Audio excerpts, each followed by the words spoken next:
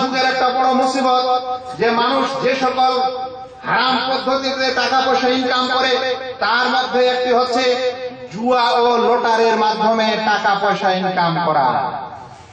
জুয়া হচ্ছে যে যদি কেউ হেরে যায় সবার কাছে পয়সা নিয়ে একত্রিত করা হবে, যারা হেরে যাবে তারা সেই পয়সা পাবে না, যে জিতবে সে সবার পয়সাগুলো সবার টাকা পয়সা নিয়ে নিবে।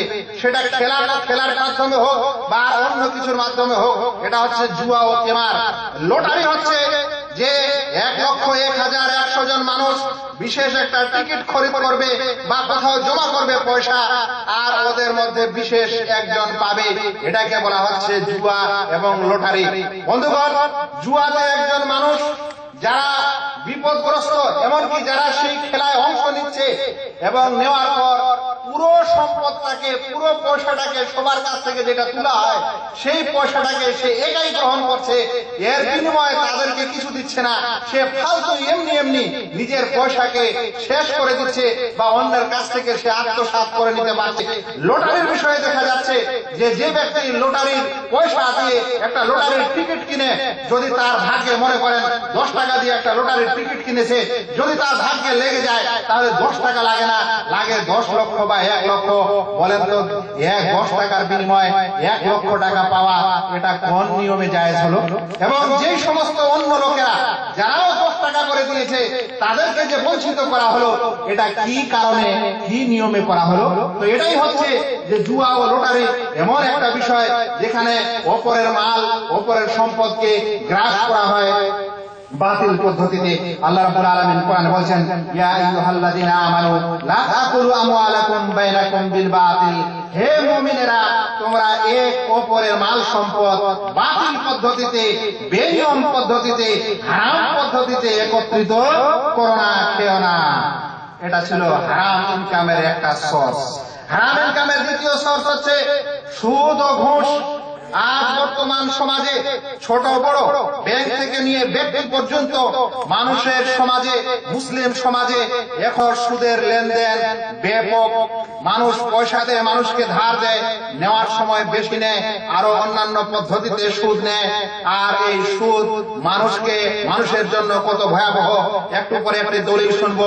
মানুষ ঘুষ নেয়, যেখানে একজন মানুষের দায়িত্ব কর্তব্য যে তাকে সেই কাজটা করতেই হবে, সে নিজের দায়িত্ব কর্তব্য সরাসরি না করে মানুষের কাছ থেকে পয়সা নিয়ে তার যেটা তার উপর দায়িত্ব ছিল সেটা পয়সার বিনিময়ে সেই দায়িত্ব পালন করছে, নচেত পালন করে না, অথচ সেই দায়িত্বটা তার উপর পালন করা জরুরি ছিল। আল্লাহ রাব্বুল আলামিন সুদের সম্পর্কে অনেক কিছুই বলেছেন, একটি আয়াত শুনে নেই। আল্লাহ রাব্বুল আলামিন বলছেন, ওয়াহাল্লাল্লাহু আল বাই'a ওয়া হাররামার রিবা। আল্লাহ রাব্বুল আলামিন ক্রয় বিক্রয়কে জায়েজ করেছেন কিন্তু সুদকে হারাম করেছেন। আল্লাহ রাসূল সাল্লাল্লাহু আলাইহি সাল্লাম সুদ দাতা ও সুদ গ্রহীতা, যারা সুদের লেনদেন করে, যারা সুদের লেখালেখি করে, যারা সুদের হিসাব নথিপত্র করে, এরকম সকল লোককে সমান অপরাধী বলে বিবেচিত করা হয়েছে।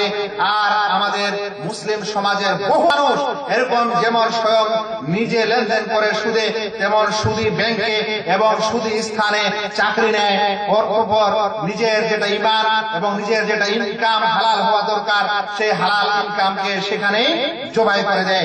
আমাদেরকে থেকে দূরে থাকা দরকার। হালাল ইনকামের তৃতীয় পর্যায়ে ও স্তর বা তৃতীয় খাত হচ্ছে মানুষ মাদক দ্রব্য বা মদের ব্যবসা বাণিজ্য করে বা তৈরি করে। মদ ও মাদক দ্রব্য ইসলামে অবৈধ, হারাম করা হয়েছে। যে কোনো জাতীয় নেশা ইসলামে নিষেধ এবং সেটা সেবন করাও নিষেধ, সেটা তৈরি করাও নিষেধ। যদি কোনো মানুষ এরকম করে তাহলে হারাম কাজে হারাম সে উপার্জনে লিপ্ত আছে, যেটা আল্লাহ রাব্বুল আলামিন পছন্দ করেন না। আল্লাহ রাব্বুল আলামিন কোরআনে বলেছেন, ইয়া আইয়ুহাল্লাযীনা আমানু ইন্নামাল খামরু ওয়াল মাইসিরু ওয়াল আনসাবু ওয়াল আজলামু রিজসুম মিন আমালিশ শাইতান ফাজতানিবু। হে মুমিনেরা, অবশ্যই মদ, জুয়া এবং মূর্তি আর ভাগ্যের তীর নির্ণয়, এ সকল কিছু হচ্ছে অপবিত্র, এ সকল কিছু হচ্ছে হারাম, শয়তানের কাজ, তোমরা এ থেকে দূরে থাকো। বন্ধুগণ, আজকালকার সমাজে হারাম উপার্জনের আরেকটি খাত হচ্ছে যেটা সবচেয়ে বেশি ছড়িয়ে গেছে এবং ছড়াচ্ছে, সেটা হচ্ছে চলচ্চিত্র এবং ছবি বা অভিনয় করে পয়সা করে ইনকাম করা। এই হারাম এই পদ্ধতিতে আরো যেগুলো করা হয় সেগুলোর মধ্যে আছে গান এবং নাচ, আছে মডেলিং। এ সকল কিছু বর্তমান যুগে হারাম পদ্ধতিতে মাল ইনকাম করা, সম্পদ ইনকাম করা বা পেশা হারাম গ্রহণ করার এটি হচ্ছে একটি বড় নমুনা। মনে রাখবেন, প্রিয় নবী মুহাম্মদ মুস্তাফা সাল্লাল্লাহু আলাইহি সাল্লাম বলেছেন, লা ইয়াকুনান্না মিন উম্মতি ইস্তাহিল্লুনাল হিরা ওয়াল হারির ওয়াল খামরা ওয়াল মাআজিব। আমার উম্মতে এমন কিছু সম্প্রদায় হবে, এমন কিছু লোক হবে যারা জিনাকে, যারা ব্যভিচারকে হালাল মনে করবে, রেশমের কাপড় পরাকে হালাল মনে করবে, ওয়াল খামরা ওয়াল মাআজিব মদ পানকে হালাল মনে করবে, এবং বাদ্যযন্ত্র মিউজিক গান বাজনা করাকে হালাল মনে করবে। বুখারী হাদিসটিকে তালিকান বর্ণনা করেন। আল্লাহ রাসূল সাল্লাল্লাহু আলাইহি ওয়াসাল্লাম আরো বলেন, নিসাউন কাসিয়াতুন আরিয়াতুন মাইলাতুন মুমিয়াতুন। এমন মহিলা যারা কাপড় পরিধান করবে তো বটে, পরিধান করা সত্ত্বেও সে উলঙ্গ হবে। এই কথাটা আগে বুঝতে হতে একটু অসুবিধা লাগতো যে একটা কাপড় পরার পরে কেমন করে উলঙ্গ হয়, কিন্তু আজকালকার এই মডেল এবং এই চলচ্চিত্র জগৎ এবং ফ্যাশনকে দেখলে মানুষকে আর এর কোনো ব্যাখ্যা চাওয়ার প্রয়োজন নেই। মানুষ গায়ে জামা পরে থাকছে বটে, কিন্তু সেই জামার কোনো প্রয়োজন নেই, বা সেই জামা পরা না পরা সকলে বরাবর।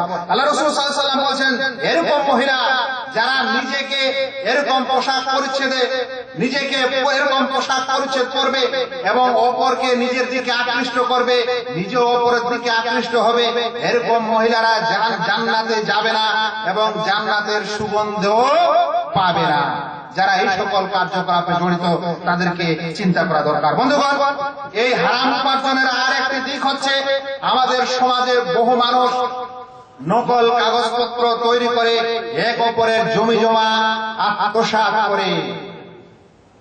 একজন মানুষ যে কোনো পদ্ধতিতে অপরের সম্পদ যদি রেজিস্টার করে নেয়, তাহলে সেটা কোনোদিন হালাল হয় না, সেটা হারামে থাকে, বরং সেখানে ধোঁকা দেওয়া হয়, সেখানে আত্মসাৎ করা হয়।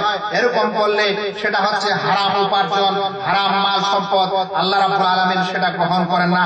বন্ধুগণ, এর চাইতে দুঃখের কথা হলো এই যে সমাজে আজ পর্নোগ্রাফি বা উলঙ্গ ছবি বা মানুষের শরীর ও দেহ লেখা করে এমন কিছু ছবির আর এমন কিছু কাজ সমাজে প্রচার করা হয়, সেটা আপনার পত্র পত্রিকায় হোক, সেটা বিশেষ পত্রিকায় হোক, সেটা ইন্টারনেটে হোক, এ সকল কার্যকলাপে মুসলিমরাও জড়িত। তারা যখন এ সকল কার্যকলাপ করে তখন সরাসরি এক হারাম কাজে লিপ্ত হয় এবং হারাম কাজের মাধ্যমে সমাজে একটা বিরাট নোংরামি ছড়ায়। এরকম করে কিছু মানুষ উপার্জনও করে, নাউজুবিল্লাহ, এরকম সিডি এক অপরকে কপি করে বাইবেল প্রচার করে, বাইবেল প্রচার করে। যারা এরকম করবে, আল্লাহ রাব্বুল আলামিন তাদের এই ইনকামকে কখনোই হালাল বলে ঘোষণা করবেন না, গ্রহণ করবেন না। আল্লাহ তাআলা বলেন, ওয়ালা তাকরাবুল ফাওয়াহিশ মা যাহারা মিনহা ওয়া মা বাতান। তোমরা নোংরামির নিকটেও যেও না, সেটা স্পষ্ট হোক বা অস্পষ্ট হোক, গোপন হোক বা প্রকাশ্য হোক, এরকম কোন নোংরামির কাছেও যেও না। বন্ধুগণ, এই হারাম পদ্ধতিতে ইনকামের আর একটি সোর্স হচ্ছে আমাদের সমাজের কিছু মানুষ দাদা হয়েছে, কিছু মানুষ নেতা হয়েছে, কিছু মানুষ মডেল হয়েছে, কিছু মানুষ দেওয়ানিয়া হয়েছে, কিছু মানুষ মাতব্বর হয়েছে। এরা যখন বিদেশ থেকে কোনো মানুষ যায় বা দেশে কোনো গরিব দুঃখী মানুষকে পায় কিংবা আত্মভোলা মানুষকে পায়, তাদের উপর জবরদস্তি করে পয়সা ইনকাম করে। আপনি এখান থেকে দেশে গিয়ে একটা বাড়ি তুলবেন, আপনার কাছে কোনো ক্লাব থেকে চলে আসবে, এসে বলবে যে আমাদেরকে 1 লাখ টাকা চাঁদা দেন। আপনার পয়সায় 1 লাখ টাকার হক কিভাবে পেল? এই অধিকারটা ওকে কে দিল? আপনি আপনার ইনকামে মাথার ঘাম পায়ে ফেলে ইনকাম করেছেন টাকা, দেশে যাবেন, আপনার কাছ থেকে দাদাগিরি করে এরকম পয়সা করে নিয়ে নিবে। এটা হচ্ছে হারাম পদ্ধতিতে উপার্জন। আমাদের দেশের একটা সমাজে, আমাদের দেশের সমাজে এরকম একটা ধারাবাহিকতা আগে থেকে আছে, এখনো আছে, কোনো মতেই সেটা কম হচ্ছে না। এরকম ভাইদের চিন্তা করা দরকার। এগুলো হচ্ছে হারাম পদ্ধতিতে পয়সা করে ইনকাম। সেটা দাদাগিরি হোক, সেটা ডাকাতি হোক, সেটা চুরি হোক, সেটা রাহাজানি হোক, ইসলাম এগুলোকে অবৈধ করেছে। বন্ধুগণ, এই অবৈধ ইনকামের মধ্যে আরেকটি হচ্ছে ব্যবসায় ধোঁকা দেওয়া। ব্যবসা বাণিজ্য করার সময় মানুষকে, গ্রাহককে প্রতারিত করা, ধোঁকা দেওয়া, হারাম ব্যবসা করা কিংবা এরকম ব্যবসা, এমন জিনিসের ব্যবসা করা যেটা ইসলামে হারাম করা হয়েছে, ব্যবসায় ধোঁকা দেওয়া হয়। আজ একটা ঘড়ির উপরের মডেলটা দেখবেন জাপানি, ভিতরে ইঞ্জিন লাগা আছে চাইনিজ, এটা হচ্ছে ব্যবসায় ধোঁকা দেওয়া। আল্লাহ রাসূল সাল্লাল্লাহু আলাইহি ওয়াসাল্লাম একদিন এক বাজার দিয়ে যাচ্ছেন, দেখছেন একটা খাদ্যদ্রব্যের একটা ভিড়, একটা জমা করা আছে খাদ্য আর খাদ্য দানা, খাদ্য শস্য, আর নিচে সেই খাদ্য শস্য যেটাতে ভিজা খাদ্য শস্য ঢুকিয়ে রেখেছে। আল্লাহ রাসূলের উপরে হাত দিয়ে উপরে তুলে দিলেন, দিয়ে দেখছেন যে ভিজা শস্য ভিতরে আছে, উপরে সকল শস্য শুকনা। আল্লাহ রাসূল সাল্লাল্লাহু আলাইহি ওয়াসাল্লাম বললেন, এরকম কেন করেছো? অতঃপর তিনি বললেন, মান গাশশানা ফালাইসা মিন্না, যে ব্যক্তি আমাদেরকে ধোঁকা দিবে সে ব্যক্তি কোনোদিন আমার ধর্মের বা আমার ইসলামের বা আমার দলভুক্ত হতে পারে না। এটি হচ্ছে হারাম ব্যবসার আরেকটি উদাহরণ।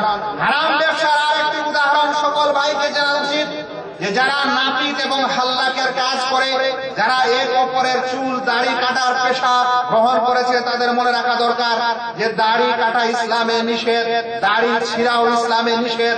যদি কোনো নাপিত এরকম পেশা নেয় তাহলে তার এর মাধ্যমে যতগুলো ইনকাম হয় সেগুলো হচ্ছে হারাম ইনকাম। যদি কিন্তু যেগুলো সে চুল কেটে আর অন্য কিছু কেটে ইনকাম করে সেটা হালাল হতে পারে, কিন্তু এরকম বিষয়টা হালাল নয়। কিন্তু অনেক মানুষ সেটা চিন্তাই করে না যে আমি যে পেশা নিয়েছি বা যেই কাজটা করছি সেটা হালাল না হারাম। আমাদেরকে আরো মনে রাখা দরকার, যারা বিউটি পার্লারের কাজকর্ম করে তাদের বোঝা উচিত যে যারা বিউটি পার্লারে কাজ করে তারা অনেকেই পুরুষ মহিলাদের বিউটি পার্লারের কাজ করে, যেটা পুরোপুরি হারাম। এবং অনেক মহিলার বিউটি পার্লারের কাজ করে তাদের চোখের ভুরু ছিলে দেয়, শর্ট করে দেয়, কম করে দেয়, নকশা করে, এগুলো ইসলামে নিষেধ। আল্লাহ রাসূল সাল্লাল্লাহু আলাইহি ওয়াসাল্লাম বলেছেন, লানাল্লাহুল মুস্তাওসিমাত ওয়াল ওয়াসিমাত আল মুতানাম্মিসাত ওয়ান নামিসাত, লানাল্লাহুল নামিসাত ওয়াল মুতানাম্মিসাত, যারা ওপরের ভুরু কাটে, প্লাক করে কিংবা ওপর তার করে বা তার কারো কাছ থেকে সে করতে যায়, এরকম সকলের উপর আল্লাহর অভিশাপ। এই কাজ করা যাবে না। বন্ধুগণ, এই হারাম কাজের আর একটি কথা বলে দিই, সেটি হচ্ছে বর্তমান যুগের আর্ট ও কলা। আমাদের মুসলিম সমাজের বহু ভাই, বহু গার্জিয়ান তাদের ছেলেদেরকে, তাদের মেয়েদেরকে আর্ট বা কলা শিক্ষা দেয়, অঙ্কন শিক্ষা দেয়, কিভাবে ছবি আঁকতে হবে তার শিক্ষা দেয়। এটার ডিমান্ডও বর্তমানে বেশি, সেই কারণে এই সকল শিক্ষা দেয় ইসলামে নিষেধ করা হয়েছে। আল্লাহ রাসূল সাল্লাল্লাহু আলাইহি ওয়াসাল্লাম বলেছেন, আশাদ্দুন নাসি আযাবান ইয়াউমাল কিয়ামাহ আল মুসাওয়িরুন আল্লাযিনা ইউদাহিউনা খালকাল্লাহ, কিয়ামতের মাঠে সবচেয়ে শক্ত আযাব হবে তাদের যারা আল্লাহর সৃষ্টির মতো সৃষ্টি করতে যায়। বিশেষ কারণ ছাড়া এরকম কোন ছবি তোলা এবং অঙ্কন করা ইসলামে নিষেধ। আমাদেরকে এরকম পেশা যারা এগুলো করে থাকে তাদের চিন্তা করা দরকার। এই হারাম পেশার মধ্যে আর একটি পেশা, সেটি হচ্ছে দেশের পীর এবং মাজারের ইনকাম। পীর এবং মাজারের দরগাহে যে ইনকামটা হয়, যেই নজরানাটা নেওয়া হয়, যেই পয়সাগুলি নেওয়া হয়, সেটা কি কারণে নেওয়া হয়? সেটার হক তাদেরকে কে দেওয়া হয়েছে? কোন মৃত মানুষের জন্য পয়সা কড়ির প্রয়োজন আছে? একজন মানুষের জন্য যদি কেউ সাদকাও করতে চায় তাহলে কবরটাকে দিতে হবে না তার জন্য আল্লাহর উদ্দেশ্যে দিতে হবে? কিন্তু এই সকল পয়সা করে যে কোনো ছলে বলে কৌশলে মানুষ ইনকাম করে, সবগুলোই বাতিল পদ্ধতিতে পয়সা করে ইনকাম করার শামিল। মনে রাখবেন, নবী মুহাম্মদ মুস্তাফা সাল্লাল্লাহু আলাইহি সাল্লাম বলেছেন, ইয়াতি আলান নাসি জামানুন লা ইবালিল মারউ মা আখাযা মিনহু আমিনাল হালালি আমিনাল হারামি। লোকদের উপর, লোকদের মাঝে এমন এক সময় আসবে যে সময় সেই সকল লোকেরা তোয়াক্কা করবে না যে কোথা থেকে মাল সম্পদ ইনকাম করছে, হালাল থেকে করছে না হারাম থেকে করছে। এরকম সময় আসা কিয়ামত নিকটবর্তী হওয়ার একটি লক্ষণ।